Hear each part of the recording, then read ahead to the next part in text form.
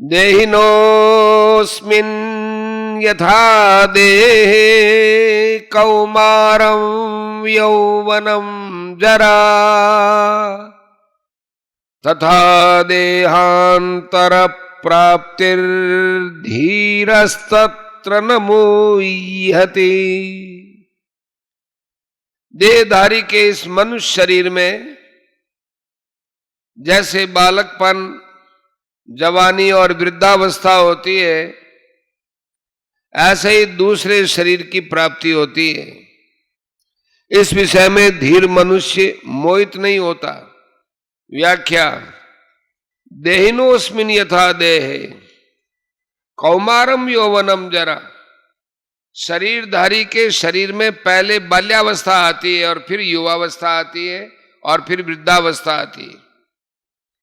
तात्पर्य यह है कि शरीर में कभी एक अवस्था नहीं रहती, इसमें निरंतर परिवर्तन होता रहता है।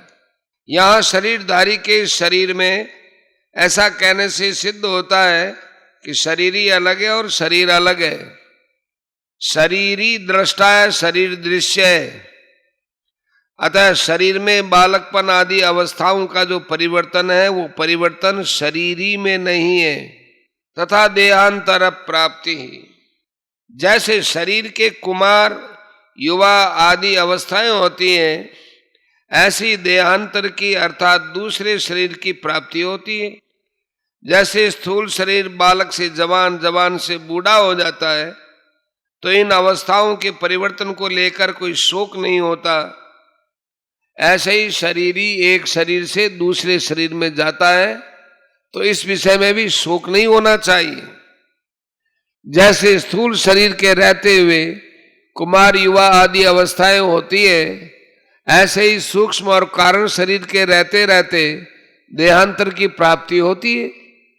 अर्थात जैसे बालकपन, जवानी आदि स्थूल शरीर की अवस्थाएं हैं, ऐसे देहांतर प्राप्ति अर्थात मृत्यु के बाद दूसरा शरीर धारण करना, ये सूक्ष्म और कारण शरीर की एक अवस्था ही तो है। स्थूल शरीर के रहते रहते कुमार आदि अवस्थाओं का परिवर्तन होता है। यह तो स्थूल दृष्टि है। सूक्ष्म दृष्टि से देखा जाए तो अवस्थाओं की तरह स्थूल शरीर में भी परिवर्तन होता रहता है। बाल्यावस्था में जो शरीर था वो युवावस्था में नहीं है। वास्तव में ऐसा कोई भी क्षण नहीं है जिस क्षण स्थूल शरीर का परिवर्तन न होता हो। ऐसे ही सूक्ष्म और कारण शरीर में भी प्रतिक्षण परिवर्तन होता रहता है, जो देहांतर रूप से स्पष्ट देखने में आता है। अब ये विचार करना है कि स्थूल शरीर का तो हमें ज्ञान होता है, पर सूक्ष्म और कारण शरीर का हमें ज्ञान नहीं होता। अतः जब सूक्ष्म और कारण शरीर का ज्ञान भी नहीं होता, तो उनके परिवर्तन का ज्ञान हमें कैसे हो सकता है? इसका उत्तर है कि जैसे स्थूल शरीर का ज्ञान उसकी अवस्थाओं को लेकर होता है, ऐसे ही सूक्ष्म और कारण शरीर का ज्ञान भी उसकी अवस्थाओं को लेकर होता है।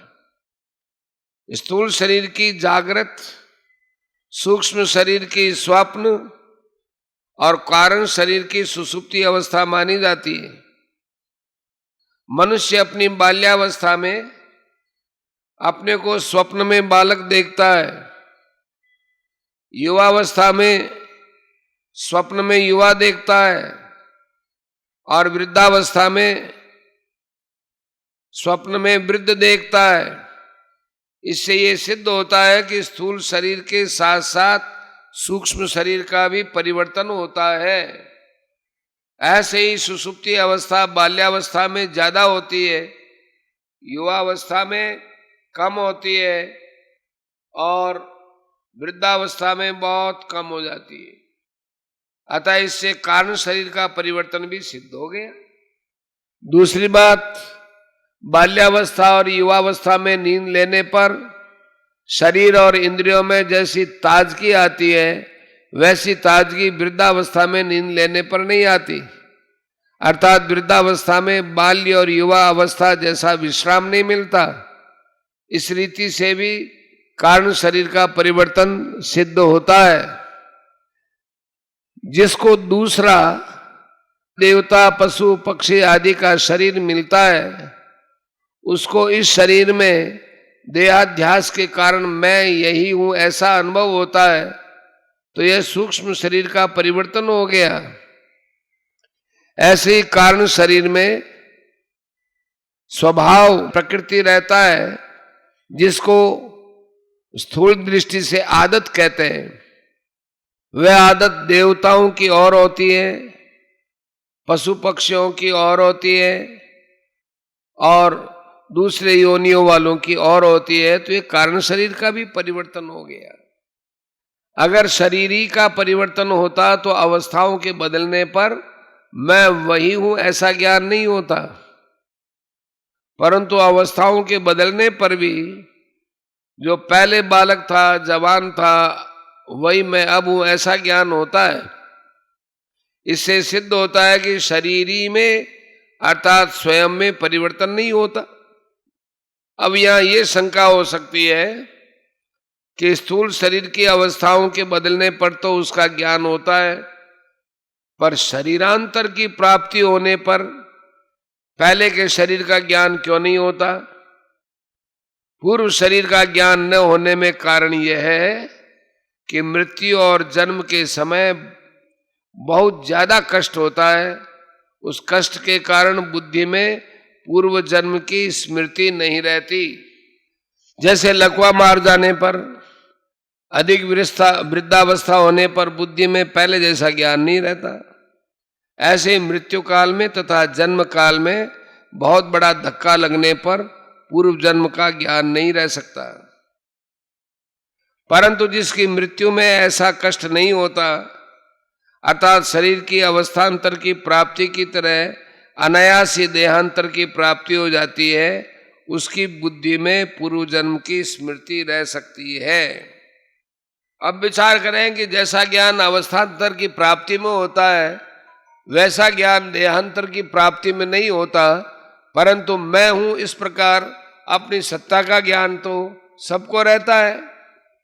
जैसे सुषुप्ति माने गाढ़ निद्रा में अपना कुछ भी ज्ञान नहीं रहता, पर जगने पर मनुष्य कहता है कि ऐसी गाढ़ नींद आई कि मुझे कुछ पता नहीं रहा।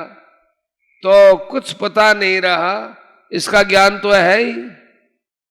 सोने से पहले मैं जो था वही मैं जागने के बाद हूं, तो सुषुप्ति के समय में भी वही था।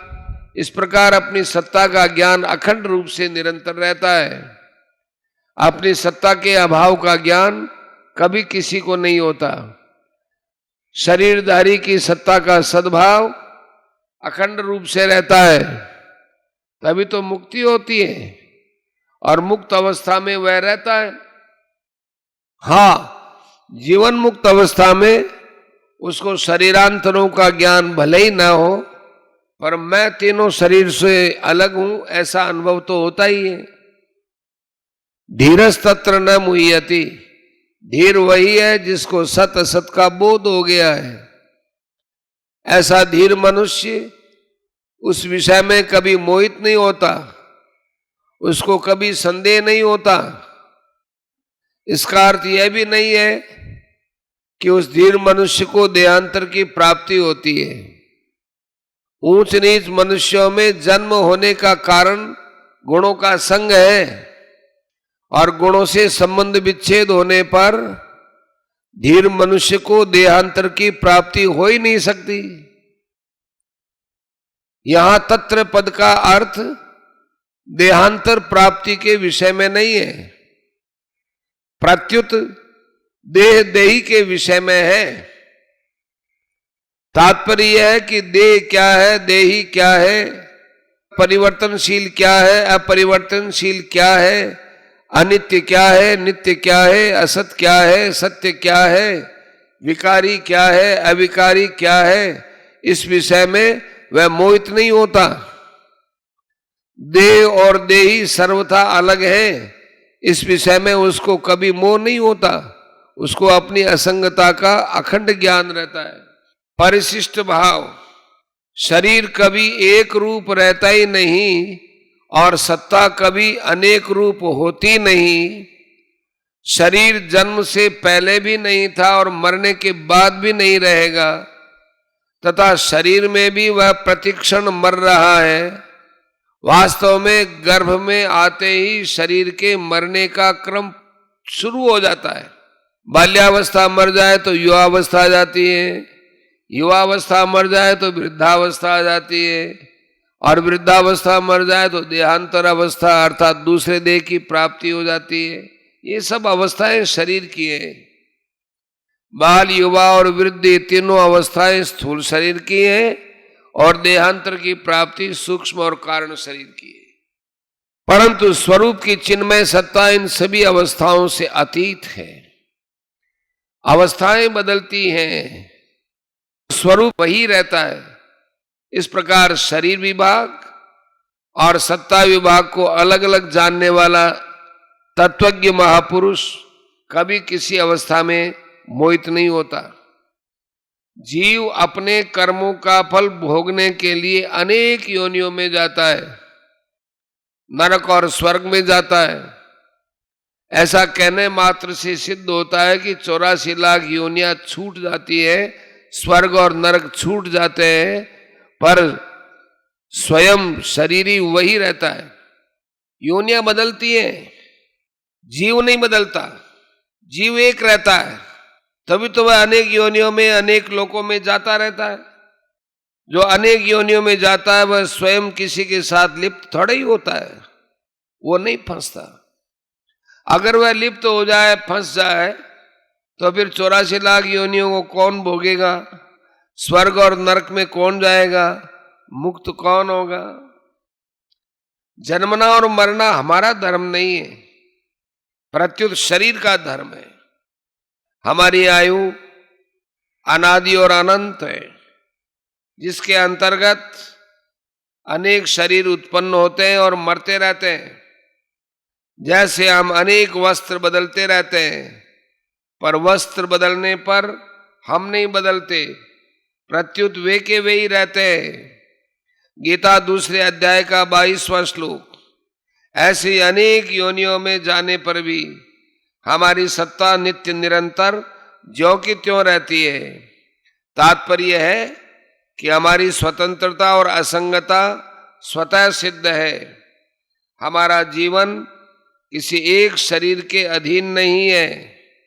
असंग होने के कारण ही हम अनेक शरीरों में जाने पर भी वही रहते हैं, पर शरीर के साथ संग मान लेने के कारण हम अनेक शरीरों को धारण करते रहते हैं।